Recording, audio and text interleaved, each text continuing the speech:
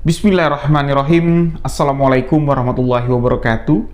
Kembali lagi bersama saya, Rio Wijaya, di sebuah kisah misteri.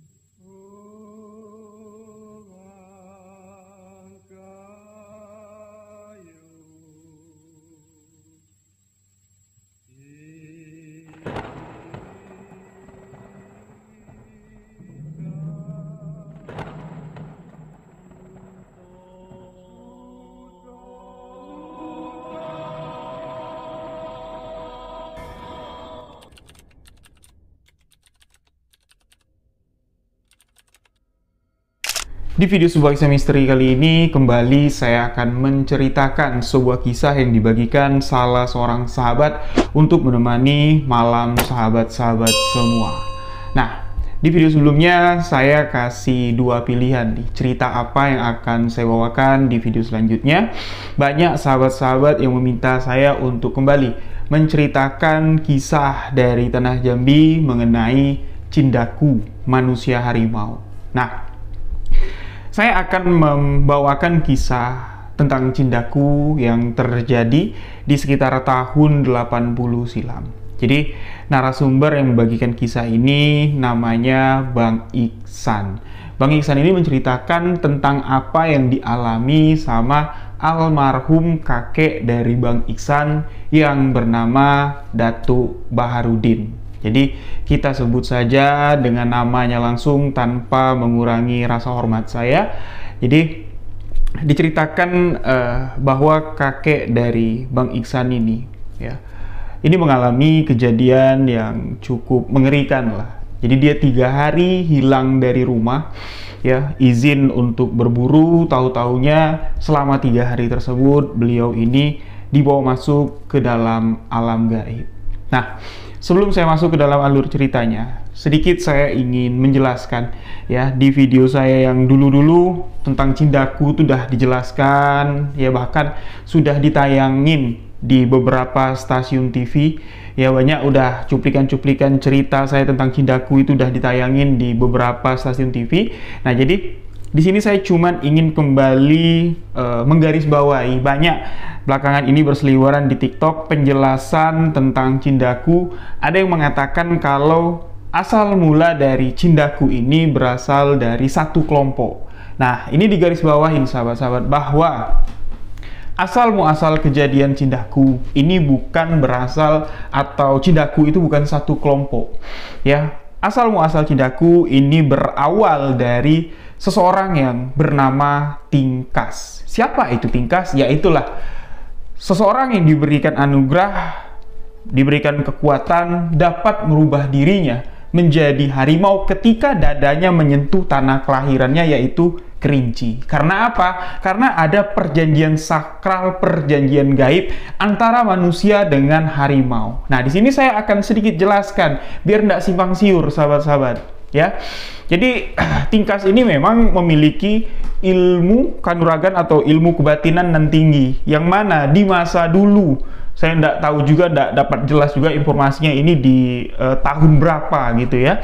Jadi harimau Sumatera ini kan memang populasi nan besarnya itu di wilayah Jambi, tepatnya di sekitaran daerah Kerinci. Nah, jadi harimau ini sudah mulai memasuki kawasan pemukiman. Karena apa?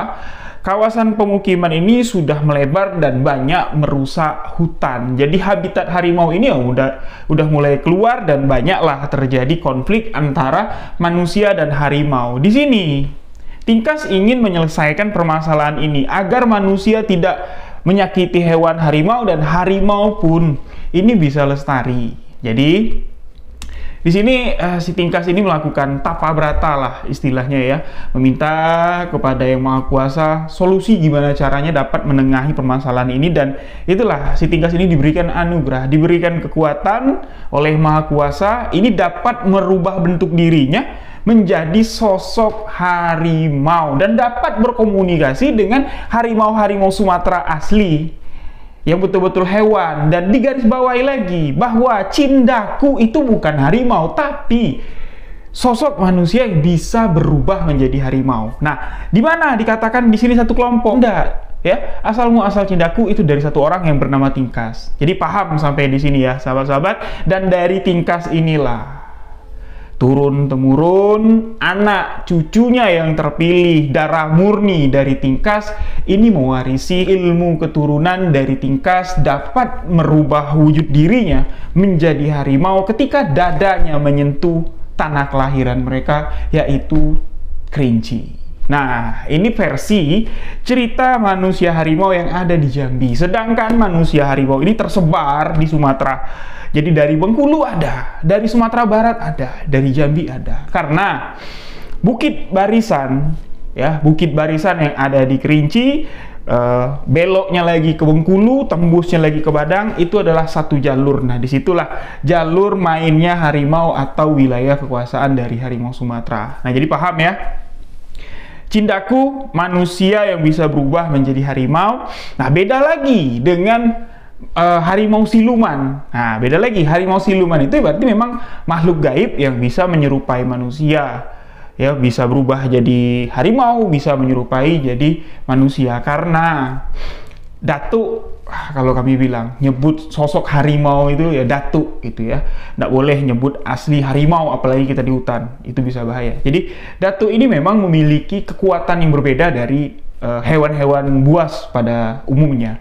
Ya, namanya aja si raja hutan ya, harimau, si raja hutan. Jadi memang ada kekuatan atau ada bahasanya kalau dalam keilmuan itu ada hodamnya lah. Nah, jadi siluman harimau itu ialah hodam dari sosok harimau yang asli ini tadi, beda dengan Cindaku. Nah, jadi jelas di sini bahwa Cindaku itu bukan berasal dari kelompok, tapi berasal dari satu orang turun-temurun, yaitulah anak keturunan dari Tingkas. Jadi saya pun pernah podcast dengan seseorang yang mengakui dirinya kalau akulah keturunan terakhir dari Tingkas, Cindaku.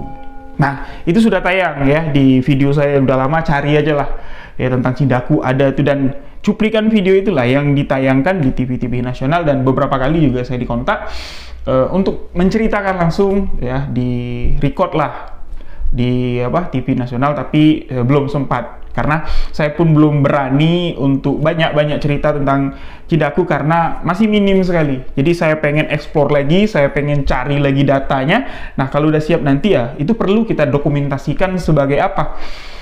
Sejarah, keunikan, dan ya salah satu yang bisa kita kenang lah kalau itu berasal dari Jambi. Nah, jadi diceritakan sahabat-sahabat bahwa Iksan ya itu memiliki seorang kakek ya, Burhan namanya, kita sebut namanya aja. Dan ini kejadian ini udah lama sekali, di era tahun 80-an silam. Jadi Burhan ini punya lahan pertanian. Tepatnya Burhan ini menanam di lahan pertanian itu, menanam kayu manis dan beberapa komoditi rempah yang lain. Jadi perkebunan kayu manis ini itu tidak seperti perkebunan-perkebunan lain ya, sahabat-sahabat, yang mesti dibersihin terus tiap hari. Enggak. Jadi ditanam dari bibit, nanti tunggu batang kayunya besar. Ketika sudah masuk ukuran panen, ya barulah diambil kulitnya. Jadi panennya itu boleh dikatakan tahunan, dan kebunnya juga tidak perlu dibersihkan setiap hari. Jadi sesekali aja datang ke kebun, ngecek, wah ini udah besar gitu ya.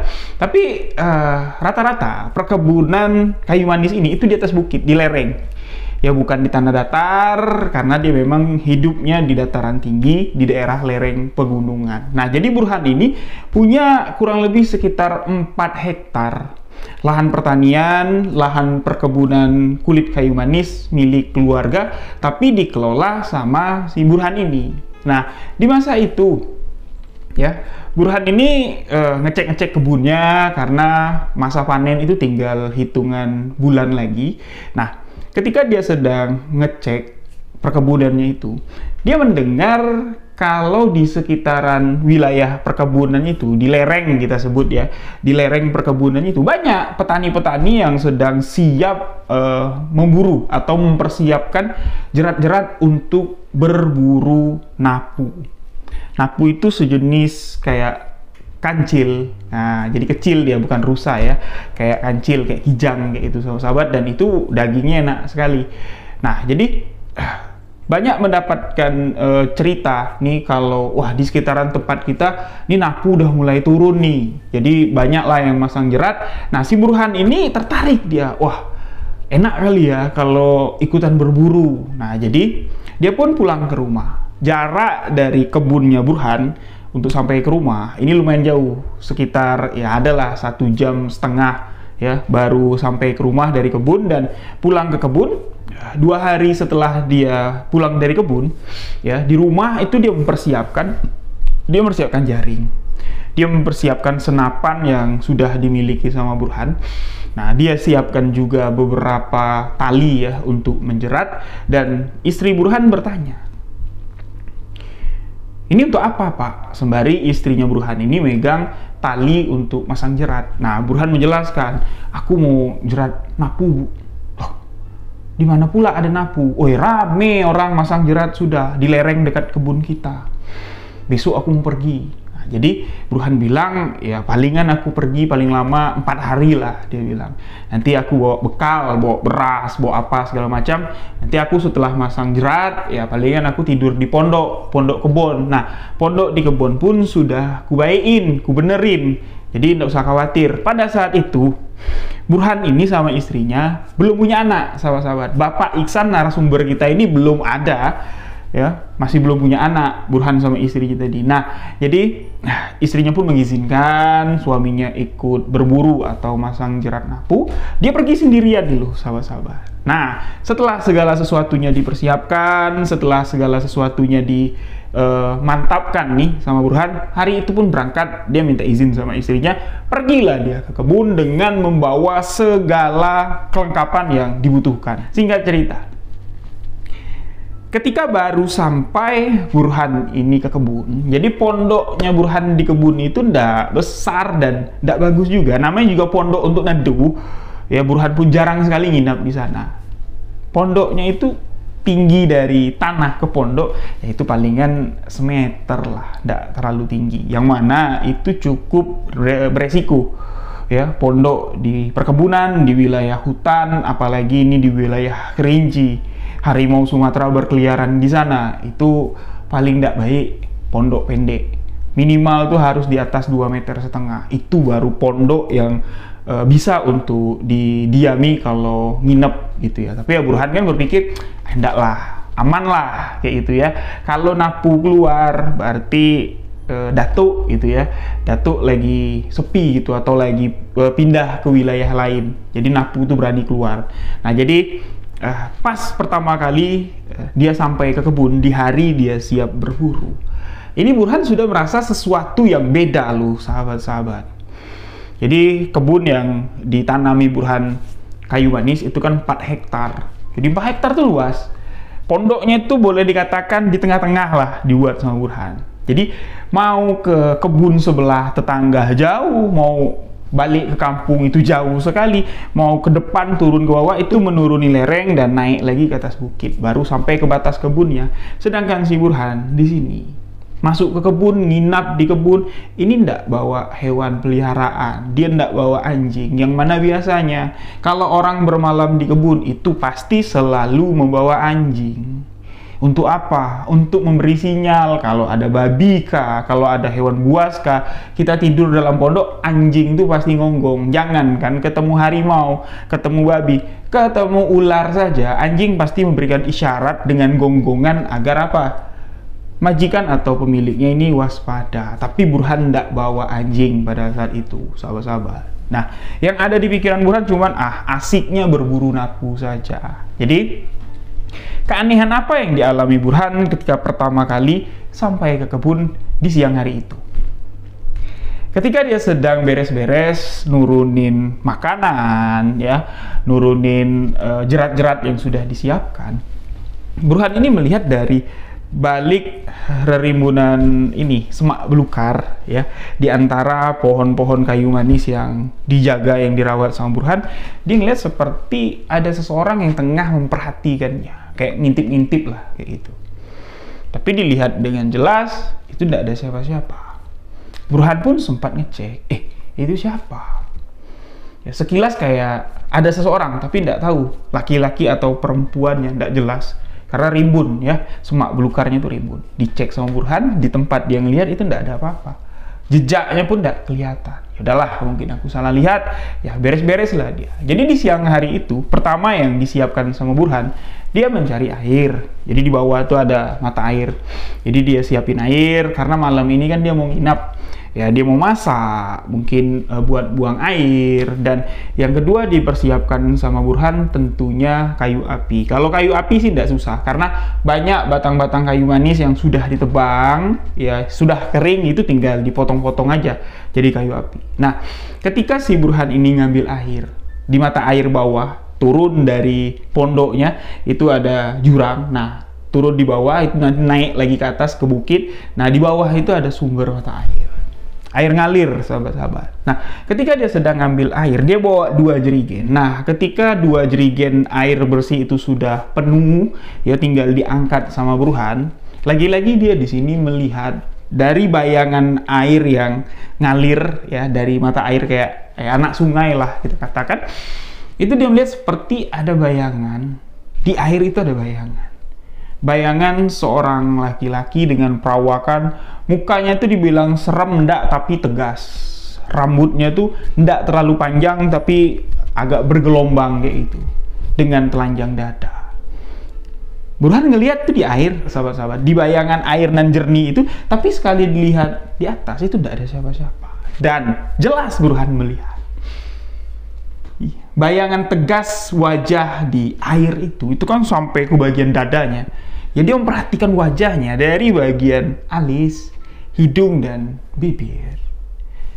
Burhan ingat dengan ciri-ciri sosok cenaku atau cindaku mitologi yang ada di wilayah tersebut.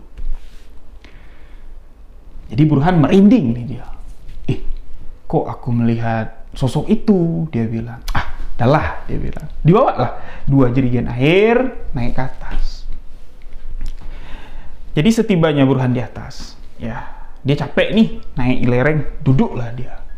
Duduk itu di antara anak tangga, ya. Anak tangga buat naik ke pondok, dia duduk ngelamun di situ berpikir. Aku kok dari awal datang itu merasa aneh. Pertama dia ngelihat sekelibat kayak orang ngintip, dan kedua jelas sekali dia melihat ada bayangan cendaku. Apa aku balik aja lah ya? Itu yang ada di pikiran Burhan nih, sahabat-sahabat. Apa aku balik aja ya? Ini tanda-tandanya tidak baik nih. Kata orang tua dulu. Kalau kita melihat atau merasa kedatangan sosok cindaku, berarti ya ada sesuatu yang akan terjadi.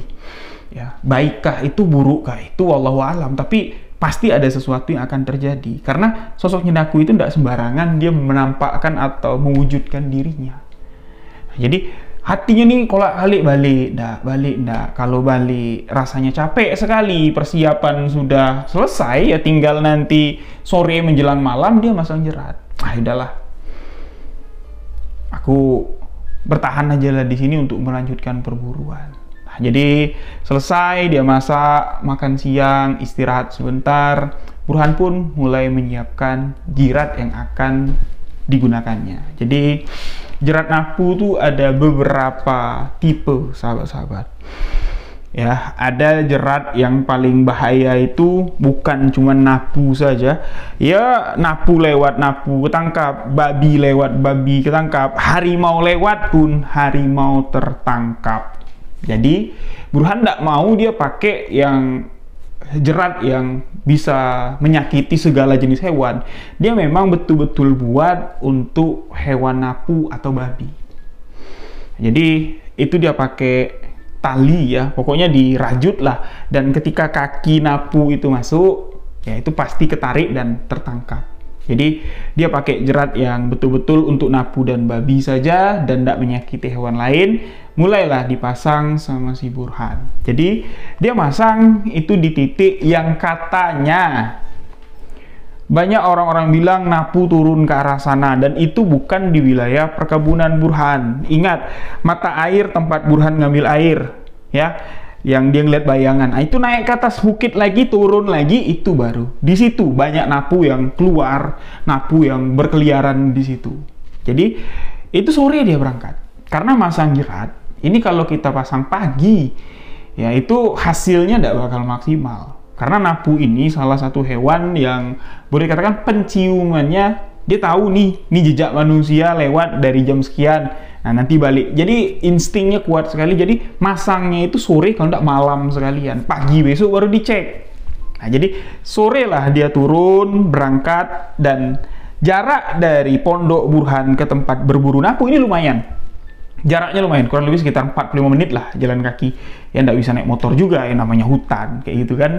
Jadi jalan kaki dia 45 menit, sendirian nih loh sahabat-sahabat. Cuman ditemani dengan sepucuk senapang angin yang selalu dibawa sama Burhan ketika ke kebun. Nah, sampailah dia di titik ketika Burhan masang jerat. Nah, di sekitaran Burhan masang jerat, di sini dia melihat, wah banyak sekali orang sudah ngasih tanda. Jadi kalau orang pemburu, ya itu dipasangnya tanda, sahabat-sahabat. Untuk apa? Tanda supaya kalau ada pemburu lain yang masuk ke wilayah buruannya, itu tahu jangan diinjak, di bawahnya ada jerat. Nah, jadi ada kode-kodenya. Burhan ngelihat, alamak, udah penuh di sini. Banyak kali jerat. Tapi yang dilihat Burhan, ini bukan jerat napu, tapi jerat harimau. Wah, ini jerat datuk nih. Napu lewat, napu nggak ketangkap nggak nih? Ini bukan untuk jerat napu, tapi jerat harimau. Wah, siapa yang masang? Mana banyak lagi. Nah, di sini Burhan ini merusak semua jerat tersebut karena nggak bagus, nggak baik. Untuk apa? Berburu harimau kayak itu. Nah, jadi dirusaklah sama si Burhan, dan dia melewati tempat itu. Dia cari tempat yang betul-betul belum dipasang jerat. Nah, ketemulah si Burhan ini, sahabat-sahabat. Ketemu dengan satu lokasi yang mana Burhan bilang, wah, ini selama aku hidup di wilayah ini, kayaknya aku baru sekali lah menginjakkan kaki di sini. Tempatnya bagus, semak belukarnya itu kayak rapi sekali. Pohon-pohon besar itu kayak, wah, teduh sekali, sahabat-sahabat. Jadi kalau masang jerat, ya dimanapun dipasang, ya ini potensinya besar sekali dapat, karena setiap lorong-lorong dari semak belukar itu kayak tersusun rapi, kayak memang jalur pelintasan. Nah, Burhan pun mulai mempersiapkan jeratnya. Jadi ya, nih, saya jelaskan dulu ya sebelum lanjut. Ini versi yang dialami Burhan, ya, bukan realita yang diketahui oleh keluarga, oleh tetangga apa yang sebenarnya terjadi kepada Burhan. Jadi sore itu dia langsung memasang jerat, dan ketika Burhan selesai memasang jerat, sudah dikasih tanda-tanda semua sama Burhan, dia pun beristirahat, sahabat-sahabat. Duduklah dia di salah satu batang yang besar sekali. Batang itu, akarnya itu bisa dibuat Burhan untuk bersandar. Bersandarlah dia. Duduk. Wah, enak sekali tempat ini. Sejuk kali. Dan seketika saja, suasana yang ada di hutan pada sore hari itu, ini cahaya matahari masih masuk, sahabat-sahabat, karena belum terlalu sore ya. Itu kalau dijamin kurang lebih sekitar jam setengah 5 sore lah palingan. Belum masuk jam 5 sampai jam 6, belum turun matahari. Ini masih ada sinar matahari. Nah, ketika Burhan bersandar dan menikmati suasana hutan, tiba-tiba saja itu kayak asap putih yang cukup tebal itu lewat. Seketika saja hutan di tempat Burhan beristirahat ini dipenuhi kabut putih nan tebal. Suasana pun menjadi dingin dan gelap. Nah, Burhan bingung, loh, kok tiba-tiba saja Kenapa ini?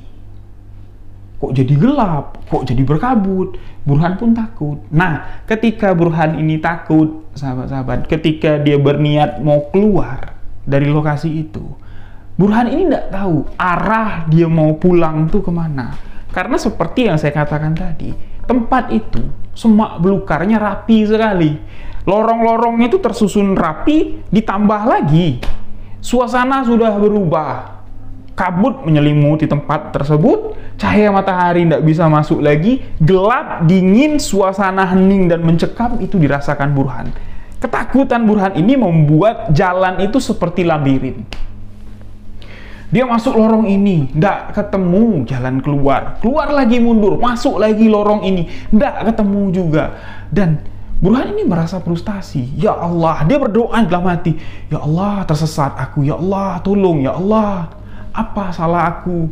Tolong ya Allah. Sampai-sampai dia nangis. Ya siapa yang tidak panik? Seorang diri di dalam hutan walaupun megang senapan. Kalau suasana seperti ini, senapan tuh kayak tidak ada arti, sahabat-sahabat. Dan mulai di sini si Burhan ini melihat dari semak-semak, dari kejauhan kabut itu, dia melihat ya ada sorot-sorot mata yang berjalan seperti ada kucing. Sorot mata kucing kan kalau dalam gelap berkabut itu sorot birunya itu tajam sekali. Dan dia sadar di sini itu bukan kucing, itu adalah datuk harimau.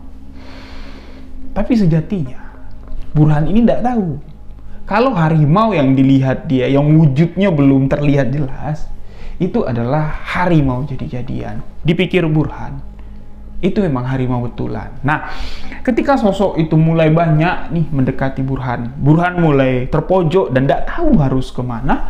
Burhan berkata dalam hati sembari Burhan ini nurunin senapannya itu.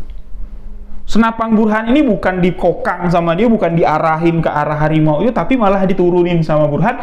Tanda kalau Burhan ini nyerah. Dan dia berkata seperti ini, tuh maaf, ampun. Kalau anak cucung salah sudah memasuki wilayah ini, ampun tuh. Anak cucung bukan mau menyakiti datuk.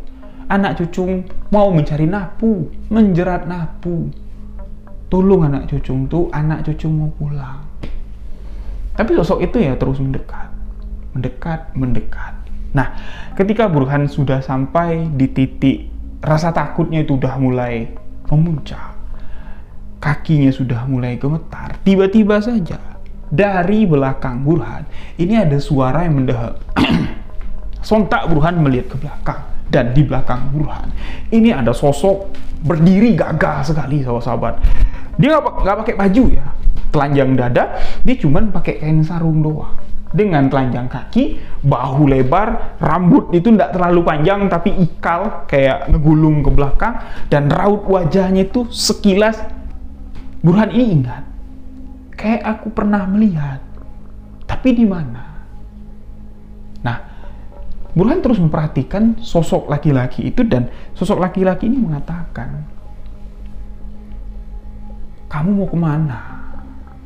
Cucung mau kemana? Kenapa kok sendirian di sini? Kenapa bisa sampai di sini? Tuh, aku tersesat tuh. Aku tadi masang jerat. Aku ndak tahu jalan keluar tuh. Tolong aku tuh.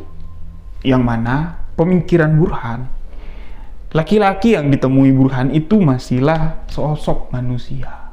Ya, Burhan ya bertanya baik-baik dan minta tolong. Tolong tuh, datuk tahu kan jalan keluar. Tolong antarkan aku. Nah, sosok yang dibilang Burhan datuk ini berkata seperti ini. Oh, kau tinggal di balik bukit sana kan? Iya tuh, datuk tahu kan, antarkan saya pulang ke sana tuh. Boleh, tapi tidak sekarang. Perjalanannya cukup jauh dan cukup berbahaya kalau aku mengantarkan kamu pulang sekarang ini. Yuk, ikut aku. Aku akan membantumu. Ikuti aku. Tapi ketika kau mengikuti aku, jangan pernah sekalipun kau menoleh ke belakang. Apapun yang kau dengar, apapun yang kau rasakan, jangan pernah sekalipun kau menoleh ke belakang. Paham? Paham tuh. Nah, mulailah. Si Datuk ini berjalan di depan, Burhan ngikutin dari belakang. Ketika Burhan ngikutin si Datuk ini dari belakang, di belakang Burhan ini, itu suara-suara itu banyak sekali, sahabat-sahabat. Suara harimau, aum, aum. Suara langkah kaki harimau itu cek, cek, cek, cek, mendekati Burhan. Ini banyak sekali. Keringat dingin tuh mulai ya bercucuran lah. Karena apa? Harimau ini dia tidak bakal bisa menyerang kalau dari depan. Harimau ini dia nyerang dari belakang. Karena apa? Di sini nih target harimau tuh. Harimau berburu tidak pernah gigit kaki, sahabat-sahabat. Tidak pernah gigit tangan, tidak pernah gigit perut. Harimau selalu menggigit sini. Bagian vital, bagian tengkuk belakang. Ketika harimau sudah dapat menggigit, itu patah. Bukannya mati kita itu karena taringnya nancep, enggak. Ya. Geraham atau rahang dari harimau itu kalau mencengkram itu kuat sekali, hancur tulang leher kita ini. Baru setelah kita mati dicabik-cabik sama dia. Nah, karena posisinya kan di belakang Burhan ini harimau, takutlah dia. Takut nanti nyerang, aku nggak bisa ngelak, nggak boleh ngeliat ke belakang juga, tapi dia pasrah aja. Ya, dia percaya dengan Datuk yang menggiringnya atau menuntunnya untuk selamat lah jatuhnya, dan dia terus mengikuti langkah si Datuk sampai keluar dari wilayah nan berkabut. Nah, keluar dari wilayah yang berkabut, sahabat-sahabat, ini tiba-tiba saja masuk ke pemukiman, tapi pemukimannya aneh. Seakan-akan Burhan ini berada ya di era-era masa jauh sekali sebelum merdeka. Rumah-rumahnya itu masih kuno sekali, dan warga-warga yang ada di sana itu memiliki raut wajah tuh mirip semua. 90% mau laki-laki mau perempuan mirip-mirip semua, kayak adik-beradik, kayak saudara kandung semua. Tapi sebelum Burhan masuk dengan si Datuk ini ke wilayah itu, si Datuk ini berhenti dan mengatakan kepada Burhan, "Cung, kita di sini dulu. Menjelang aku bisa mengantarkan kamu pulang. Aku tahu kamu orang baik. Tapi yang kamu lihat di sini tidak semuanya baik. Kau di sini aku yang bawa. Aku yang mengizinkan kau masuk ke sini. Tapi ingat, ketika kau masuk nanti, apapun yang kau lihat, jangan pernah kau berkomunikasi. Mereka tidak bakal melihat kamu, tidak bakal menegur kamu kalau kamu tidak menyapa dulu. Jadi, ya kalau ketemu, diemin aja, seakan-akan tidak ngelihat. Kalau kamu melanggar, aku tidak tahu apa yang harus kulakukan untuk menjagamu. Sama saja, kau mau keluar dari pintu depan, tapi masuk dari pintu belakang. Paham kan? Berarti ya keluar dari bahaya, ya masuk bahaya yang lebih besar lagi. Kayak gitu. Jadi Burhan paham, dan Burhan pun tidak terlalu banyak tanya. Yalah, ya tuh, saya akan nurut. Kau ikutin saja aku sampai kau masuk ke dalam rumahku. Dan di rumahku juga nanti.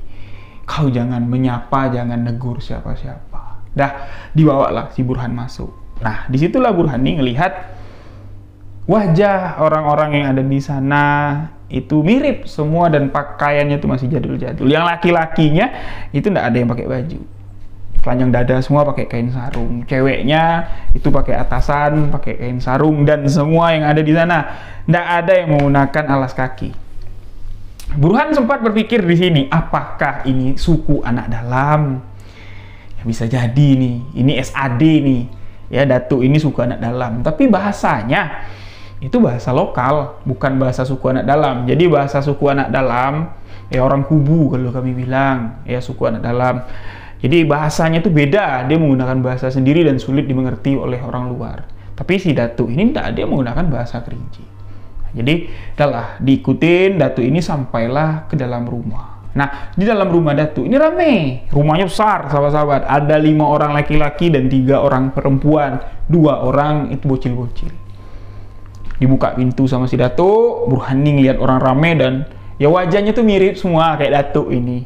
Orang-orang yang di luar juga wajahnya mirip sama Datuk. Nah, si Datuk mengatakan kepada Burhan, kau masuk ke situ dan jangan keluar sebelum aku suruh keluar. Dan jangan bersuara.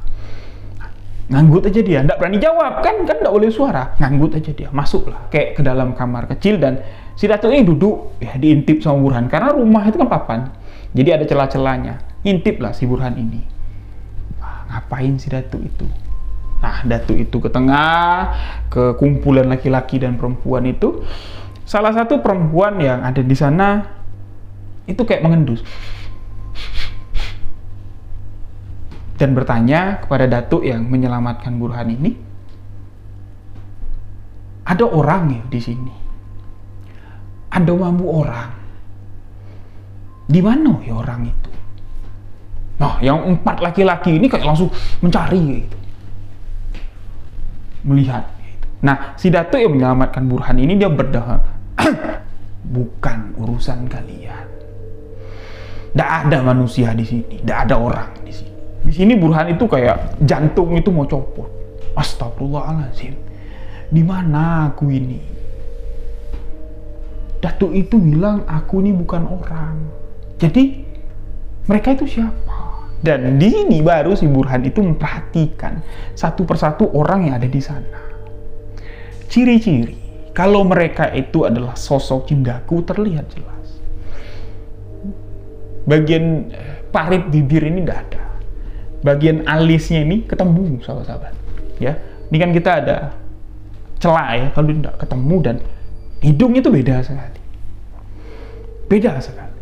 Nah, jadi terdengar dari obrolan si Datuk dengan beberapa orang yang ada di luar sana, ya, sosok cindaku yang ada di sana, bahwa si Datuk ini sudah memperhatikan Burhan ketika Burhan ini berniat untuk masuk ke hutan untuk berburu. Si Datuk mengatakan, aku ketemu orang baik, manusia itu baik, tapi dia berada di tempat yang tidak baik. Hampir saja aku terlambat untuk menyelamatkannya. Hampir saja dia mati. Anak manusia itu masih darah keturunan kita dan dia ada di sini. Jangan pernah kalian coba macam-macam. Aku akan mengantarkannya pulang setelah keadaan membaik. Cung, keluar. Keluar, Cung. Jadi Burhan ini takut dia mau keluar, sahabat-sahabat. Karena apa? Yang ada di ruangan itu, wajahnya itu sudah berubah menjadi kayak raut wajah sosok harimau. Ya, yang laki-laki itu tangannya kayak sudah menyengkram kayak ini. Karena mendengar ada manusia. Jadi Burhan ini takut dia mau keluar. Sampai Burhan ini disusurin lagi sama si Datuk itu, dibukain pintu, keluar, Cung, tidak apa-apa. Aku yang bawa kau ke sini. Aku yang menjamin keselamatanmu. Keluar. Keluarlah. Keluarlah Burhan ini dengan rasa yang begitu ketakutan. Dan di situ dia bertatapan langsung dengan para cendaku-cendaku. Bayangkan. Berada di tengah-tengah sosok manusia harimau. Di kampung pedalaman harimau. Yang mana pada saat itu, konflik manusia dengan harimau ini sedang besar-besarnya. Kemarahan-kemarahan harimau atas perbuatan-perbuatan pemburu yang sengaja membabi buta, memasang jerat, mengambil kulit, membunuh harimau. Ini sedang marak-maraknya. Nah, si Burhan ini masuk ke tempat cindaku, dibawa oleh sosok cindaku. Siapa yang tidak takut, sahabat-sahabat? Jadi Burhan ini masih nurutin ya apa yang diperintahin Datuk. Dia tidak berani natap sosok-sosok cindaku yang seakan-akan mau menerkam si Burhan. Dia nunduk aja. Si Datuk itu mengatakan, di dalam rumah ini kau akan baik-baik saja. Di dalam rumah ini keselamatanmu terjamin. Kau tidak perlu takut. Kau tidak perlu takut seperti itu. Secepatnya kau akan kuantar pulang. Tapi ingat, setelah nanti kau pulang, sampaikan ke keluargamu. Bersumpahlah kau di dalam hati. Semasa hidupmu dan keturunanmu nanti, jangan pernah menyakiti harimau. Anggaplah kami bagian dari kehidupan kalian. Kami tidak akan mengganggu ketika kehidupan kami tidak terganggu. Kini, tempat kau berada sekarang adalah kampung Cendaku. Kau berada di tengah-tengah manusia harimau. Kau berada di tengah-tengah kami. Nah, jadi Burhan ini ya tidak bisa berkata apa-apa. Dia cuma berdoa dalam hati, ya Allah ya Robbi, apa salahku ya Allah. Bayangkan dari luar gubuk si Datuk ini, itu mungkin puluhan atau ratusan lah ya, sosok yang mengintip, yang sudah mengetahui keberadaan Burhan di kampung harimau tersebut. Ya, suara harimau itu memang betul-betul dekat, dan disitulah Burhan bersumpah di dalam hatinya. Kalau umurku panjang, anak cucuku nanti akan kuceritakan kejadian ini, dan aku nyatakan bahwa sosok Cendaku itu bukanlah sosok mitologi, namun memang betul-betul ada. Jadi dia bersumpah di dalam hati tidak bakal menyakiti sosok harimau, karena harimau adalah bagian dari kehidupan mereka. Nah, singkat cerita sahabat-sahabat, yang dirasakan Burhan itu sebentar dia di sana. Ya, sebentar, entahkah dia di sini sembari ketakutan atau apa, tapi rasanya sebentar. Di dalam kampung Cendaku itu dia tidak merasa haus, dia tidak merasa lapar. Sama sekali tidak merasa haus dan tidak merasa lapar. Nah, si Datuk ini pun mengatakan kepada si Burhan, ayolah, kuantarkan kau pulang. Ya, waktunya sudah pas nih untuk pulang, gitu ya. Ayolah, kuantarkan kau pulang untuk kembali bersama keluargamu. Kondisinya sudah cukup baik, aku bisa sudah mengantarkan kau pulang. Jadi dibawa keluar, dan yang dilihat sama Burhan itu bukan sosok manusia lagi yang ada di luar rumah. Itu sudah berubah menjadi harimau semuanya. Sosok harimau Cendaku. Nah, jadi di perjalanan pulang, nah ya, sosok harimau Cendaku ini ngiring semua. Ya, yang berwujud manusia, Burhan cuman sama si Datuk, dan mereka kembali melewati tempat nan berkabut. Tapi ketika sosok-sosok Cendaku itu melewati tempat yang berkabut, itu kabutnya kayak kayak hilang. Nah, si Datuk itu menjelaskan apa yang terjadi. Jadi, kau ini berada di situasi yang salah, anak cucu. Kenapa aku bilang kau berada di tempat situasi yang salah? Karena kau ini masuk ke kawasan yang boleh dikatakan zona merah lah dari wilayah Cendaku.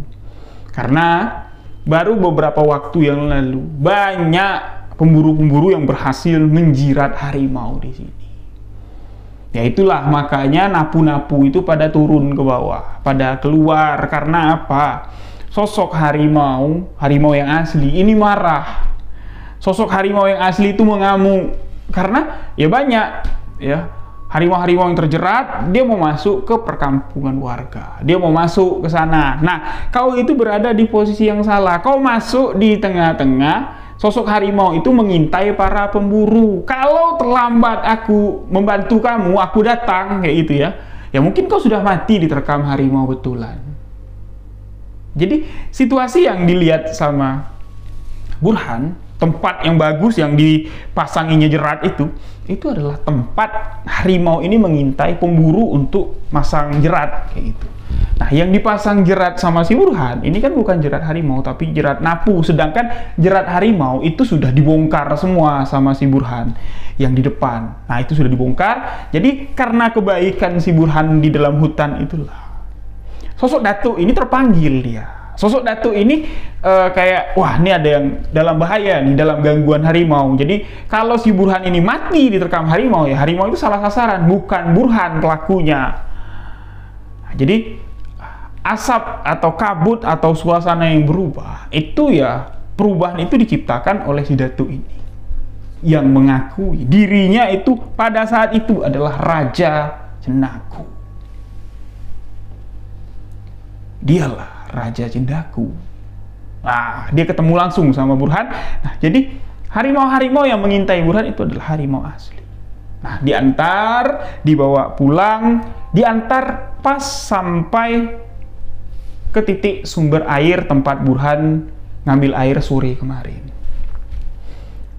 Diantarkan sampai ke sana dan si Datuk itu bilang, disinilah batas kami bisa mengantarmu, karena selepas dari sini sama saja aku tidak bisa memiliki kekuatan lah kayak gitu. Jadi batas itu sumber mata air itu, ya sumber mata air ke atas, si Datuk ini pengaruhnya kuat sekali, kekuatan gaibnya itu ada di sana. Tapi kalau nyebrang, kau hanya dapat melihatku sebagai sosok seorang laki-laki biasa. Berarti di sini teka-teki si Burhan atau sosok yang sudah ngintip Burhan dari sebelum dia pergi berburu, itu adalah Datuk ini. Dan sosok yang dilihat Burhan di pantulan air itu ya, itu adalah sosok Datuk ini yang berwujud Cendaku, karena dia masih di wilayah kampung Cendaku. Nah, diantar sampai ke sana, ya Burhan ini keluar dari hutan itu malam. Jadi dia tidak tahu nih jam berapa. Ya Burhan takut, dia bilang sama si Datuk, aku takut tuh malam-malam nanti diterkam harimau. Ndak, aku jamin. Masuk ke hutan, kau ndak bakal lagi bertemu, jangankan diterkam, jangankan diganggu, bertemu dengan sosok harimau pun ndak akan pernah lagi. Jadi sudah inilah ya, sudah dinetralisir lah jatuhnya, dan berjalanlah Burhan ini melewati mata air itu ke pondok. Sampai di pondok, Burhan ini bingung. Kenapa kok pondokku acak-acakan kayak gitu? Kayak habis orang rame-rame lah datang ke sana. Kan kelihatan tuh semak belukar yang ada di sekitaran pondoknya Burhan ini bersih. Kayak dicincang-cincang orang kayak gitu. Dan masuk ke dalam dia. Bekal yang dibawa Burhan ini udah pada basi. Kok pada basi sih? Aku kan baru pergi sore tadi. Udahlah. Burhan pun langsung pulang, sahabat-sahabat. Di jalan kaki nih. Ya, jalan kaki pulang ke rumah, sampainya di rumah. Tahu enggak? Ini jam 2:30 pagi. Ketika Burhan masuk ke kampung, kampung itu udah sepi, orang udah pada tidur. Ngetok-ngetok lah di rumahnya. Tok tok tok tok. Bu, buka bu, buka bu. Tapi tidak ada yang nyautin, sahabat-sahabat. Kemana lah biniku nih tadi? Ya, bu, buka bu. Tidak ada yang nyautin juga. Nah, tiba-tiba saja dari belakang Burhan nih orang udah rame. Nah, istri Burhan ternyata ini keluar dari pintu belakang ke rumah tetangga ngasih tahu kalau di depan itu ada suara laki-laki yang mirip suara lakiku. Nah, jadi tetangga tuh ya saling kasih informasi dan langsung datang ke rumah Burhan. Jadi Burhan pun terkejut gitu. Wah, kenapa? Kok rame-rame? Kayak gitu. Istrinya tuh kayak bingung ngelihat Burhan gitu. Bang, itu kau bang. Jadi ya seakan-akan tidak percaya kalau Burhan ini pulang, sahabat-sahabat. Jadi rame lah warga mendekat dan diperiksa. Ya ini manusia, nih nginjak tanah. Oh, bukan hantu ya, bukan setan ya. Allahu Akbar, bertakbir masyarakat, sahabat-sahabat, melihat di jam 2:30 pagi Burhan pulang. Bingung Burhan, kenapa? Aku pergi sebentar kok kalian panik kayak gini. Sebentar apanya? Kau tahu enggak? Sudah 4 hari kau tuh menghilang. Ini masuk hari kelima. Dicari ke pondok, enggak ada. Kami pikir kau sudah mati diterkam harimau. Karena apa? Enggak jauh dari pondokmu itu banyak sekali jejak harimau. Hah? 4 hari masuk 5 hari? Aku baru pergi tadi pagi. Kok kok lama sekali? Kok dari mana bang? Nah, disinilah diceritain nih dari versi keluarganya si Burhan. Nah, nanti baru kita lanjut nih ke versinya Burhan. Jadi ketika si Burhan ini pamit sama istrinya untuk pergi berburu napu di sekitaran perkebunan, ya diizinin lah sama istrinya. Jadi setelah Burhan pergi, istrinya pun ya main-main lah ke rumah tetangga, main-main lah ke rumah keluarga. Ditanya, ke kebun nggak Burhan hari ini? Nah, ke kebun, tapi dia nginap di sana, dia mau manda 4 hari lah dia bilang. Loh, kenapa? Kan panen masih jauh. Ngapain juga tidur di sana? Nggak, dia mau berburu. Berburu apa? Napu. Udah pergi belum Burhannya? Udah, tadi pagi. Aduh, susul. Kenapa? Dia nggak dapat kabar kalau harimau ini sedang turun. Harimau ini sedang berkeliaran. Apa yang dicari sama dia? Napu. Nah, ada. Ya dulu iya banyak napu di situ. Tapi harimau sekarang yang berkeliaran. Nah, cemaslah istrinya si Burhan ini, sahabat-sahabat. Nah, jadi ya istrinya Burhan kan nggak mungkin lah jalan jauh gitu sendirian. Nah, ditemani lah sama keluarganya. Jadi saudara-saudaranya si Burhan, tetangga-tetangga, nyusulin semua dia. Sampai ke sana tuh sore, istrinya Burhan tadi. Burhan sudah nggak ada. Perlengkapan berburunya itu sudah tidak ada, pasti dia sudah masuk dalam hutan. Sempat nih keluarganya Burhan nyusul ke dalam hutan, ya karena arah dari perjalanan Burhan ini kan kelihatan, itu tidak ketemu. Ya, istrinya nunggu di pondok sama yang lain sampai malam, tidak ketemu, tidak balik-balik Burhan ini. Dah pulanglah mereka besoknya pagi-pagi. Mereka datang ke sana lagi, Burhan juga belum pulang-pulang. 4 hari mereka melakukan pencarian. Malah jejak dari si Burhan ini tiba-tiba aja ngilang kayak gitu, sahabat-sahabat. Jadi warga ini dibantu sama pemburu juga dengan menggunakan anjing pelacak ya untuk mencari jejak, ini tidak ketemu. Malah yang ditemukan itu banyak ya warga-warga dari ya sekitaran kampung itulah yang masang-masang jerat harimau. Ya, ini mengalami cedera karena diterkam sama harimau. Jadi konflik harimau dengan manusia pada saat itu memang sedang tinggi-tingginya. Jadi keluarga dari si Burhan ini berpikir ya sudahlah, kalau tidak balik juga ya kita doakan saja. Semoga ya kalau umurnya masih ada baliklah dia, kalau tidak ya berarti sudah diterkam harimau. Ya, itulah yang dipikirkan sama keluarganya. Burhan tidak pulang-pulang, mereka pun berpikir kalau Burhan tidak bakal pulang lagi. Jadi ketika Burhan pulang, ya takutlah mereka, panik. Nah, itu versi dari keluarganya Burhan. Tapi kalau versi dari si Burhan, diceritain, orang-orang itu tidak ada yang percaya kalau Burhan ini masuk ke dalam dusun Cendaku. Jadi Burhan bilang, apa yang ku ceritakan itu adalah sebuah pengalaman hidup yang takkan terlupakan. Nah, jadi ingat, ini pesan dari si Datuk, pesan nih dari sosok yang menyelamatkan aku, sosok Raja Cendaku, mengatakan jangan pernah mengganggu kami. Anggap saja kalau kami ini adalah bagian dari kehidupan kalian. Jadi, apa yang diceritakan Burhan? Ini bukan cuman sekedar isapan jempol belaka. Malam itu jam 2:30 pagi. Menyambut kedatangan Burhan nih udah rame lah nih ya. Jadi masuk lagi mereka untuk kembali beristirahat, tidur semua warga kampung paginya. Tahu dah, sahabat-sahabat. Di jalanan kampung itu, di depan-depan rumah warga, ini kan masih tanah semua. Ya, itu dipenuhi dengan jejak kaki harimau. Bukan satu jejak, belasan, mungkin bahkan puluhan. Dan dapat dipastikan kalau itu betul-betul jejak harimau. Tapi anehnya di sini, jejak harimau itu ada tumit belakangnya. Paham nggak maksud saya? Ini 3 jejak harimau yang biasanya kelingkingnya jadi 4. Nah, kelingkingnya itu besarnya sama dengan besar tumit kaki manusia. Dapat dipastikan kalau itu jejak cendaku atau cindaku manusia harimau. Setelah kejadian itu, apa yang diucapkan, apa yang diceritakan oleh Burhan itu dipercayai oleh warga, dan warga pun mulai berkomitmen. Kalau mau berburu, ya burulah hewan buruan, bukan pemburu yang diburu.